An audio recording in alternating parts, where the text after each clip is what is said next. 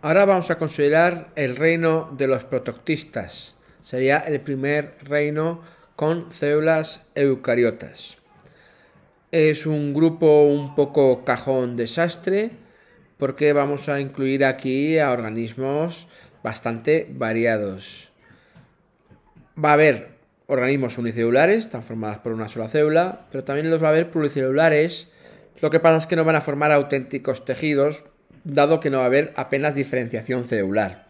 Van a formar talos, que serían agrupaciones de células muy similares entre sí, sin apenas diferenciación morfológica, y además con cierta independencia metabólica y en la realización de las funciones vitales.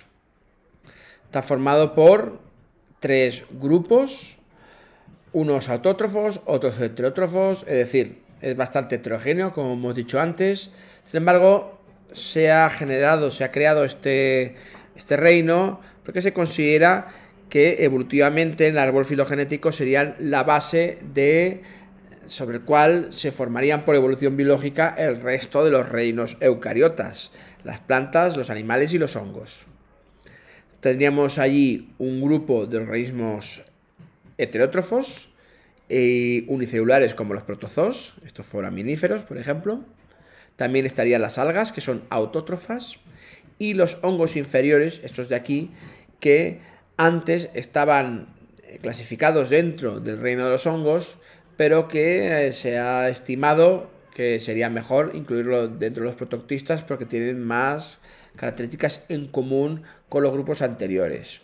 También hay que decir que hay grupos de protozoos con cilio, los ciliados, y algas ciliadas que se pueden interconvertir entre sí mediante la añadidura o eliminación de cloroplastos. Por tanto, vemos que hay cierta permeabilidad entre los grupos porque, repetimos, serían la base evolutiva de los organismos eucariotas.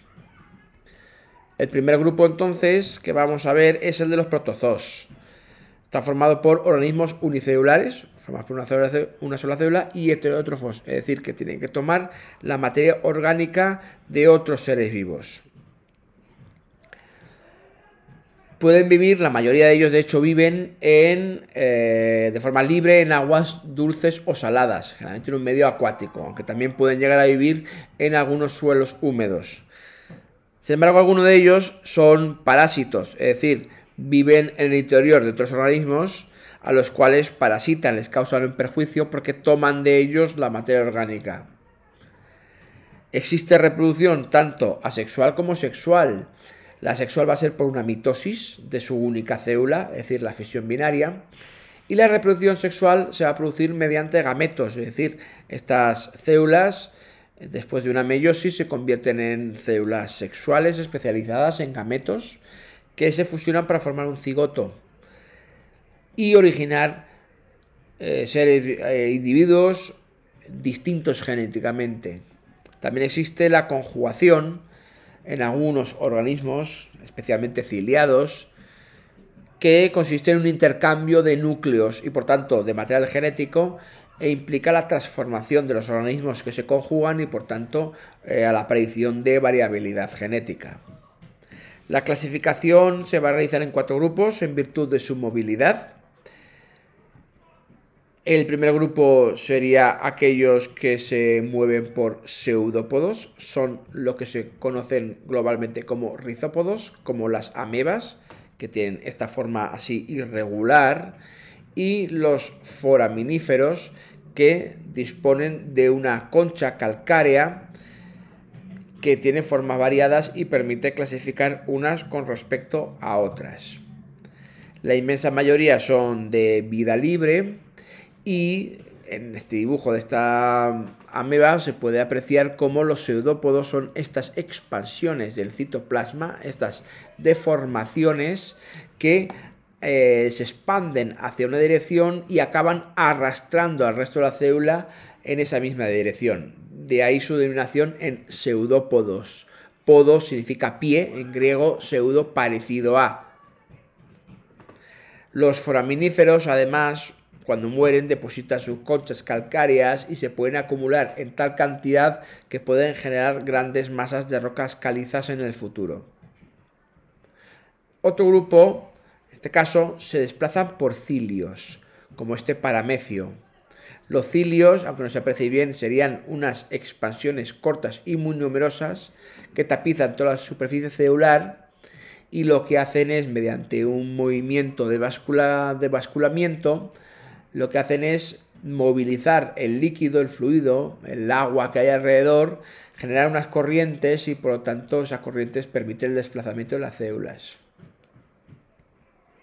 Los flagelados, sin embargo, contienen unas expansiones menos numerosas pero más largas que son los flagelos.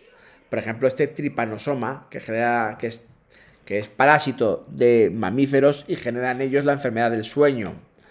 Aquí lo podemos ver en esta imagen, entre los eritrocitos de la sangre vemos estos flagelados, que estaría su flagelo. Los flagelos se mueven mediante un movimiento pendulante que lo que hace es algo parecido a los cilios, generar corrientes de agua que permiten el desplazamiento de las células arrastradas por estas mismas corrientes.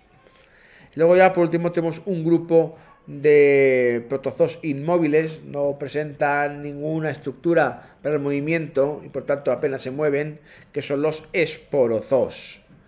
Por ejemplo, el Plasmodium, que genera la enfermedad del paludismo o malaria que afecta a los glóbulos rojos de la sangre. Se denominan esporozoos porque tienen una reproducción por esporulación, es decir, se introducen dentro del eritrocito y ahí se producen varias divisiones sucesivas hasta que al final la célula estalla y liberan un montón de nuevos individuos, lo cual cada uno de ellos les permite infectar a nuevos glóbulos rojos y esta multiplicación produce las infecciones o ataques de la malaria.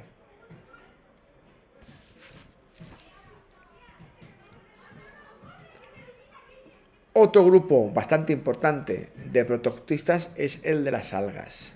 Las algas pueden ser unicelulares, pero también pluricelulares, o mejor dicho, multicelulares. Los organismos unicelulares están formados por una célula y van a formar el fitoplancton de océanos y aguas dulces porque las algas son autótrofas. Y este fitoplancton va a ser el que constituya el nivel trófico de los productores en aguas tanto continentales como oceánicas. Las algas multicelulares, que pueden llegar a tener un tamaño macroscópico, es decir, que se pueden ver a simple vista, aunque algunos son microscópicos, se tienen que ver todavía con el microscopio. Estos organismos que tienen varias células, sería más correcto llamarlos multicelulares que pluricelulares porque no presentan tejidos auténticos, no hay especialización. Van a formar, por tanto, talos, esos conjuntos de células sin apenas especialización y con cierta independencia metabólica. Como hemos dicho, son autótrofos, es decir, realizan la fotosíntesis, con gran variedad de pigmentos, es decir, los pigmentos que presentan, como veremos después, va a ser un criterio para clasificar las algas en sus distintos grupos, aunque siempre van a tener clorofila. La clorofila, que es un pigmento que capta la radiación solar como fuente energética para poder realizar la fotosíntesis y transformar así la materia inorgánica que captan en materia orgánica. También va a haber otros pigmentos acompañantes que son los que van a dar los diferentes tonalidades o colores de los distintos grupos de algas. También tienen pared celular, en este caso está formada por celulosa, como el de las plantas. En la reproducción, pues también va a haber reproducción asexual y reproducción sexual, es decir, la sexual por bipartición de las células, en el caso de los unicelulares, o por segmentación del talo, en el caso de los multicelulares, y la reproducción sexual va a ser por formación de gametos y fusión de los mismos para formar los cigotos correspondientes. Por ejemplo, aquí tendríamos un ciclo vital de una alga verde, en este caso una lechuga de mar, y podemos ver cómo es un ciclo alternante, es decir, haplodiplonte o diploaplonte con una diplofase, diploide, un esporofito diploide que genera gametos, gametos no, esporas. Mediante la meiosis se producen meiosporas flageladas que van a generar individuos haploides distintos al diploide anterior. Esta generación haploide tiene sus machos y sus hembras separadas que van a producir los gametos correspondientes, gametos masculinos, femeninos o más y menos, porque aquí tendríamos una isogamia.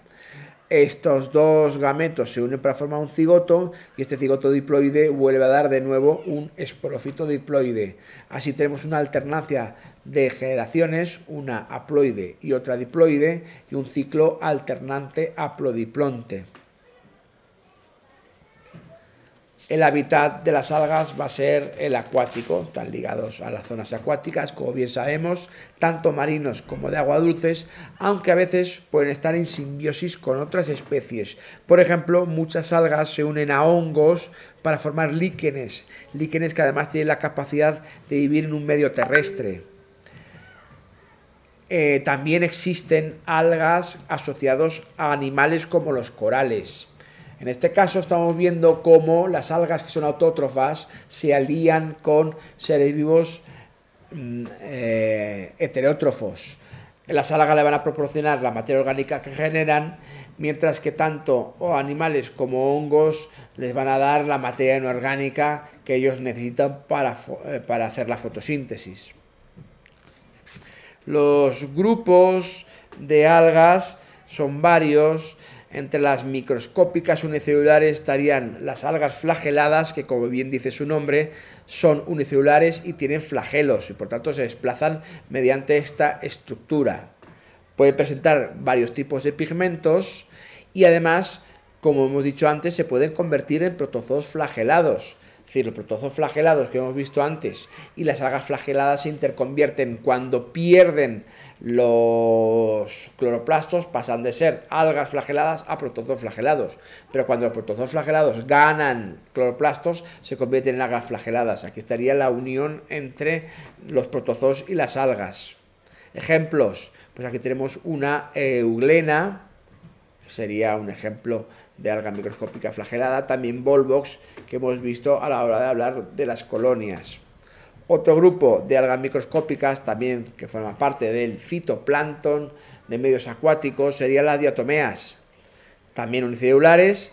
En este caso se caracterizan por tener un color más parduzco que el verde de las algas flageladas, por la presencia de un pigmento llamado fucosantina. También es característico de este grupo de organismos la presencia de caparazones silíceos, formada por sílice, y de formas bastante variadas, como vemos aquí en este diagrama. Aquí tendríamos una diatomea que tiene su célula cubierta de este caparazón silíceo que le da protección.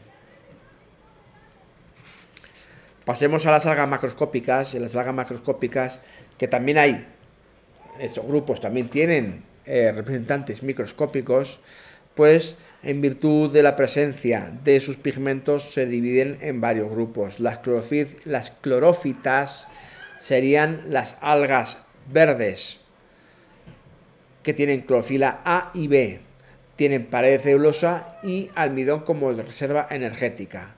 Podemos ver que tienen los mismos pigmentos, el mismo componente de la pared y